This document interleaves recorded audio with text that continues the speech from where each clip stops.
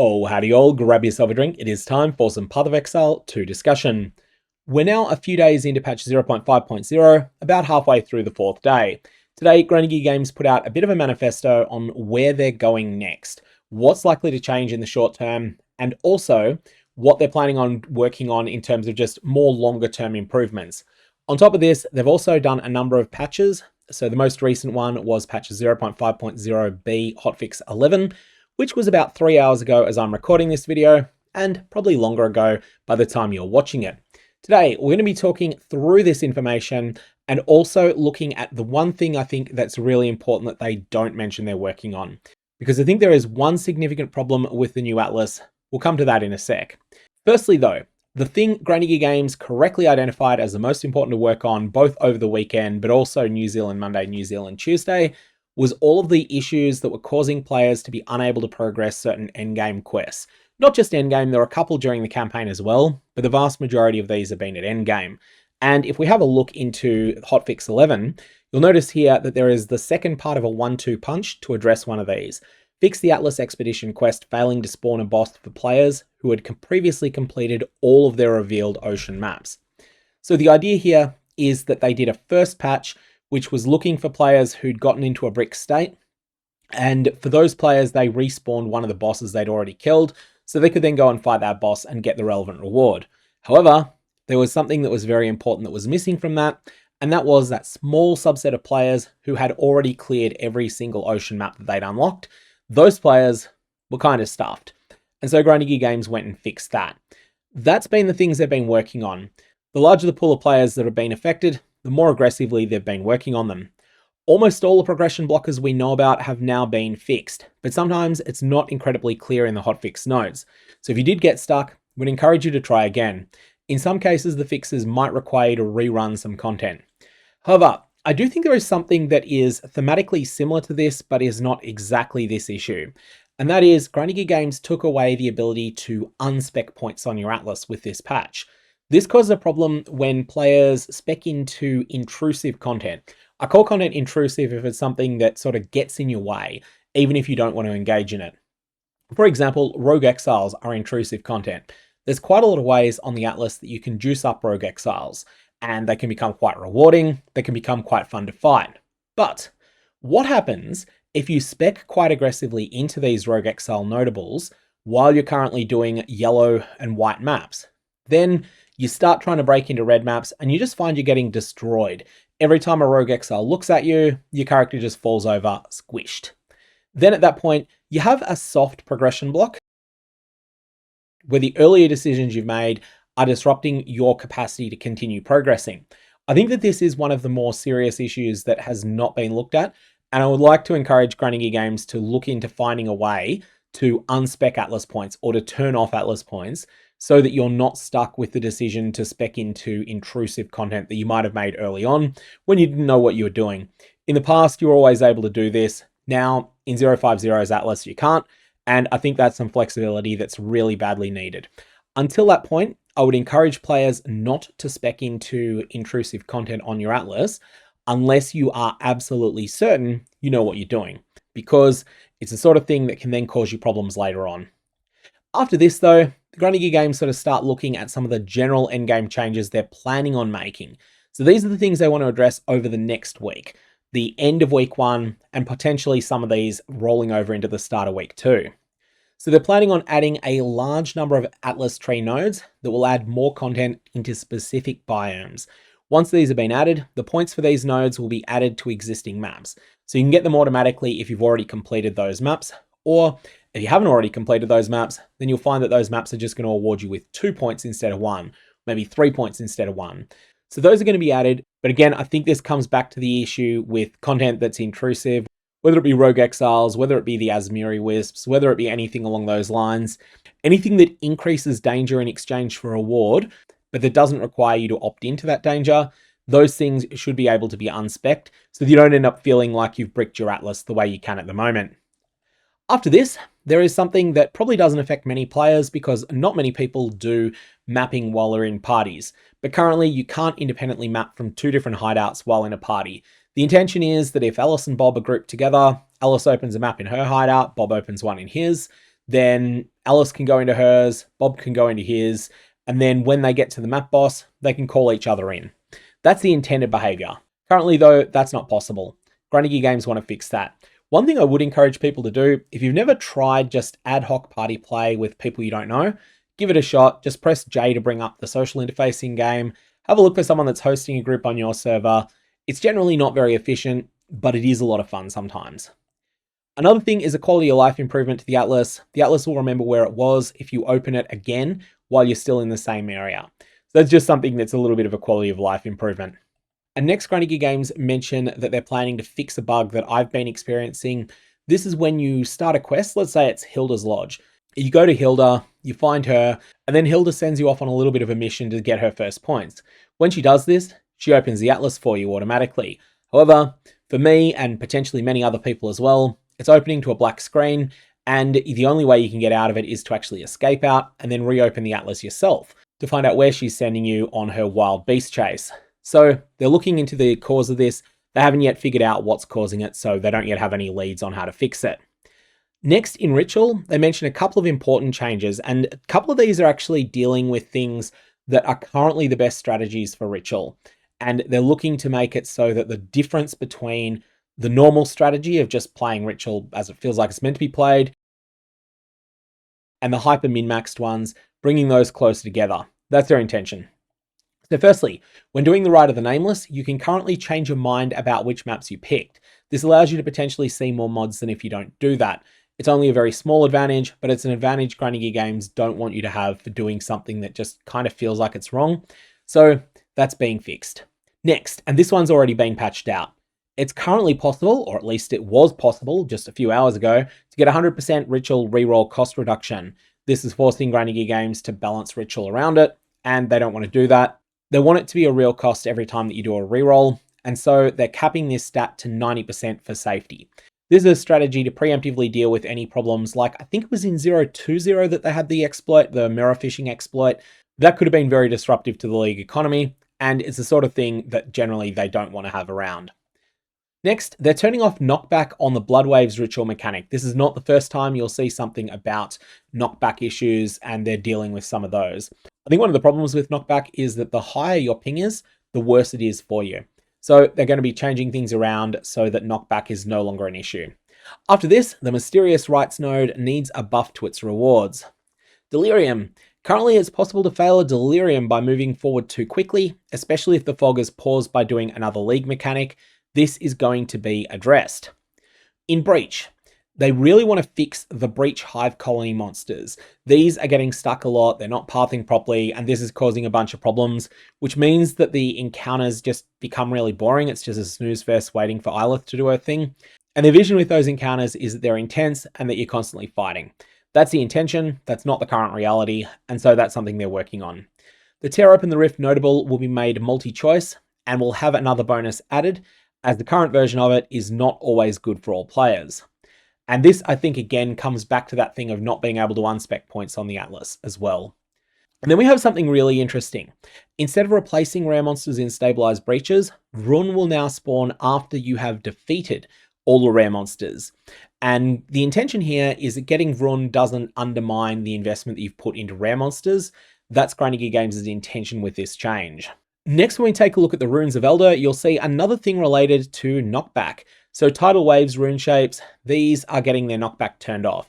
I think one other thing they could have done, if they wanted to keep knockback as a mechanic, they should have just put a substantial amount of invulnerability frames on it. So once you knock back, you can't be knocked back again for maybe 600 milliseconds or something like that, so that you're not getting pinballed. There are things that you can definitely dodge, but the thing with the tidal waves rune shape mechanic, if you're playing a character that is forced to fight in close range, you don't have that luxury if you're forced into the middle, because like one of the monsters is there in the middle and won't move out of there. In that case, there's not really much you can do in order to dodge them. And then you find that that's much worse the more latency that you have. Next, the Pinnacle Boss uniques that are crafted from ore are not currently set to the correct item level. This means that the skills are at a lower level than was intended.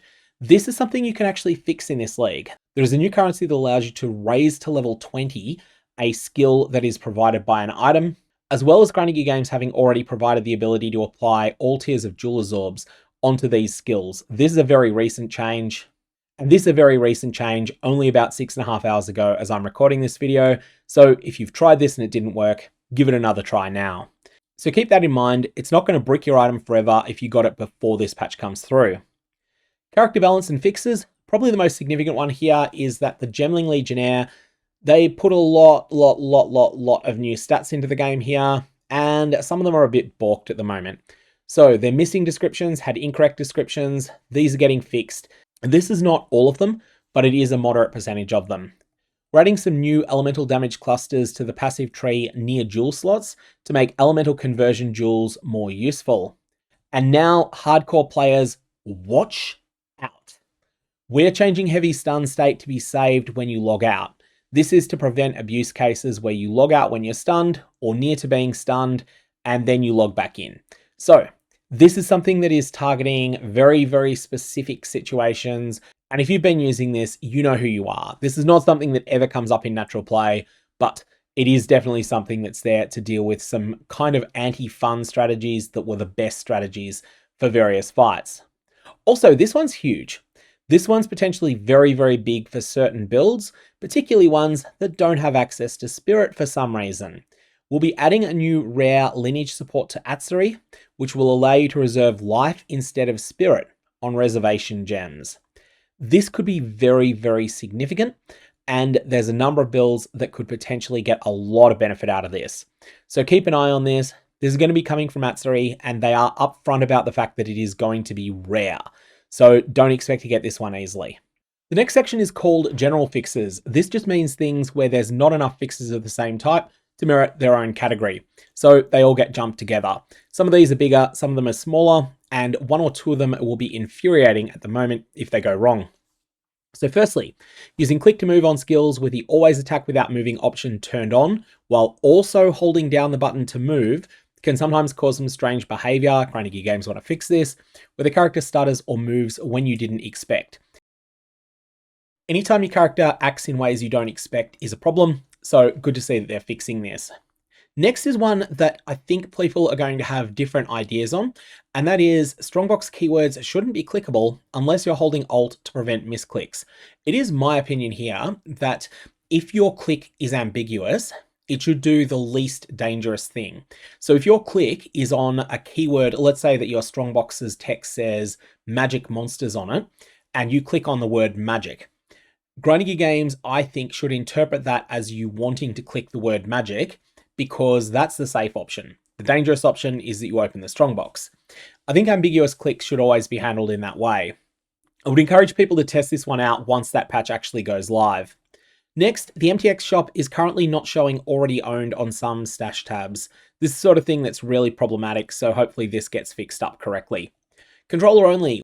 We'll be adding magic rare boss waiting back into the targeting system. So this means that when you're using a controller, the controller will consider a boss more likely to be your intended target than monsters of lower power that are around it. However, this is going to be a preference you can modify. This is the best way to deal with any UI system where some people want option A, some people want option B. Have a setting where players can choose between the two. That way, you can please everyone. And there's also some more keyboard and mouse related targeting issues that GGG games are working on. But probably the most impactful one here in general fixes, fix to missing drops on pinnacle bosses when respawning in some cases. This is not something you ever want to have happen to you. You want your pinnacle bosses when you defeat them to drop the intended loot.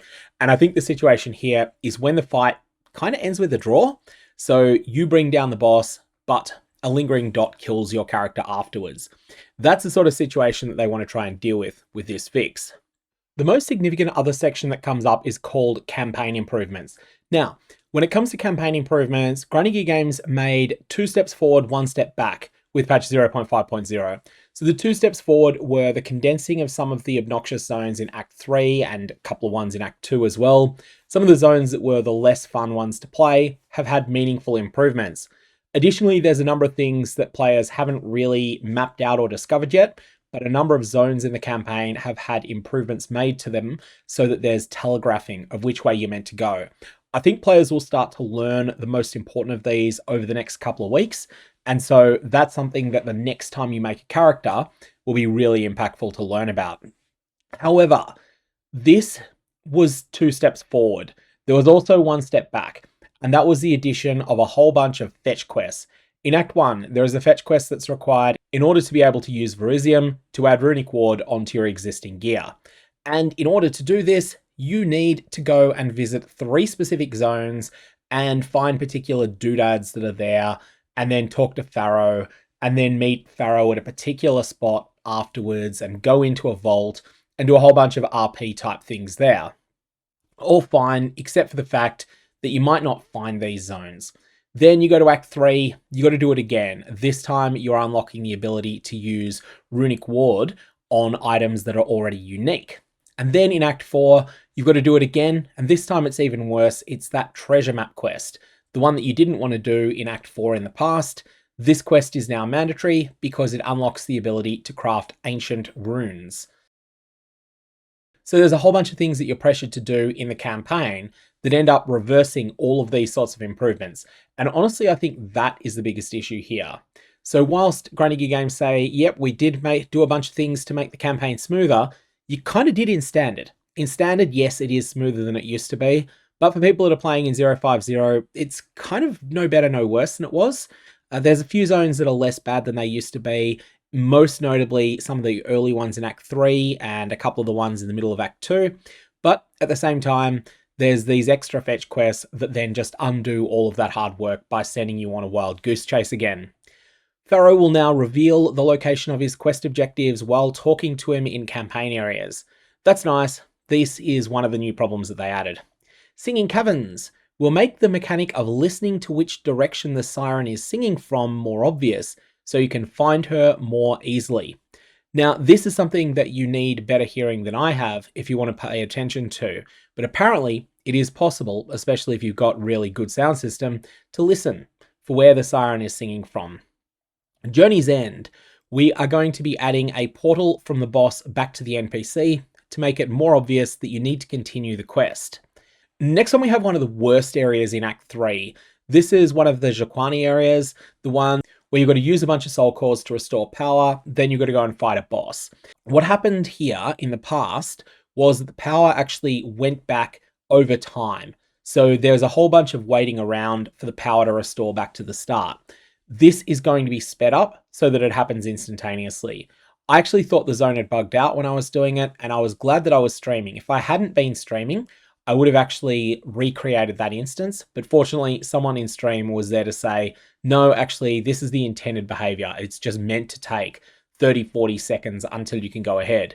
Halls of the Dead will make the location of the objects that grant you permanent character boosts more obvious. This one is fantastic.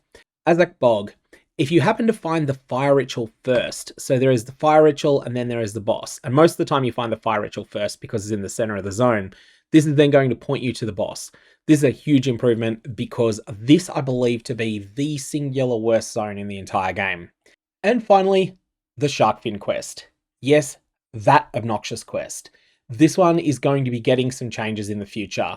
This one has a lot of problems with it. Firstly, you go and you kill the baby shark and you skin the baby shark. And then after that, you have to find the right NPC to turn it into, but the NPC travels around the act depending upon where you are in the actual quest lines related to the act. If you have finished all of Act 4, then you'll find them in King's March on the opposite side of where your boat is on the pier. So there's on the other side of that pier, you'll find the quest NPC over there. However, if you're in the middle of Act 4, she can be in a different spot, and that can be quite annoying. Also, it's not really clear exactly how you turn it in at times. There's a bunch of different things. It's not like there's just an icon over the head of the NPC in question. Fun fact with this quest has been made mandatory in this patch. In 040, it was a completely optional quest, and it had terrible rewards, so no one did it. In 050, it's actually one of the best of the permanent character power upgrades, so definitely make sure that you do this. If you've already gotten to endgame without doing it, go back and do it. It's huge. There's a choice between 2 options. Both of them are fantastic. After this, controller trade improvements are coming, and it's editing GOG here. These are actually already live. This is something that I'm not really an expert. I'm not really in a position to talk about how good or bad these are going to be because I don't play with controller. The intended changes though, they want to add a button to swap the currency pair while editing a trade. This is really, really important to have on keyboard and mouse, where you just control and left click. It's so useful to have it. Added a button to copy one of your active trades so you can easily sell more of those same items or potentially buy more of them. Added a button to open sale history. Added text search back to the top level of the trade UI, and adjusted text sizes in some elements. And of course, these are not the only changes Grinding Gear Games are planning, just a set of the initial ones we believe we should be able to get out during the next week. There'll probably also be a small number of things that are more exploit fixy that are coming as well. In terms of the things that they've already done, Hotfix 11 is one that had a couple of significant lines. Probably the most important, fixed a bug where pinnacle bosses could sometimes fail to drop any items, and the hard capping of ritual reward rerolling cost reduction at 90%. But there's a couple of other little things here. A small subset of players are now unbricked. These are the people who were having problems with the expedition system. And also, Asmiri spirits can no longer double possess a rogue exile. Not the same type of Asmiri spirit anyway. Before this, we had hotfix 10, and here the big one was jeweler's orbs being able to be applied to skills that are granted by items. This can be unique items, this can be staves, this can be wands, all those sorts of fun things. This is done via the skill gems panel interface. Otherwise, there's a lot of really small things here, like the suspicious rock pet microtransactions that were causing crashes before. Those have been investigated, and they've been found that whilst they are suspicious, they're not actually guilty, and so they're dealt with. And then some of the things that were related to the currency exchange were actually done at this point for controller players. Hotfix 9 had one that was annoying me. Ange's hostile takeover quest was something that you might not be able to complete. I wasn't able to complete it, and then eventually it got done. I think the issue there was that I had gone to my hideout before ever meeting Ange, which I don't think is intended to happen. Also, a couple of other little things there. And then Hotfix 8 was mostly about crashes, and then there's a whole suite of hotfixes before that, but then we're starting to go further back into the past to things that you've probably had plenty of time playing around with. Anyways, that is what Grinding Gear Games are working on at the moment and what they've already worked on. I'm going to leave it there. May your Varlorbs have interesting results.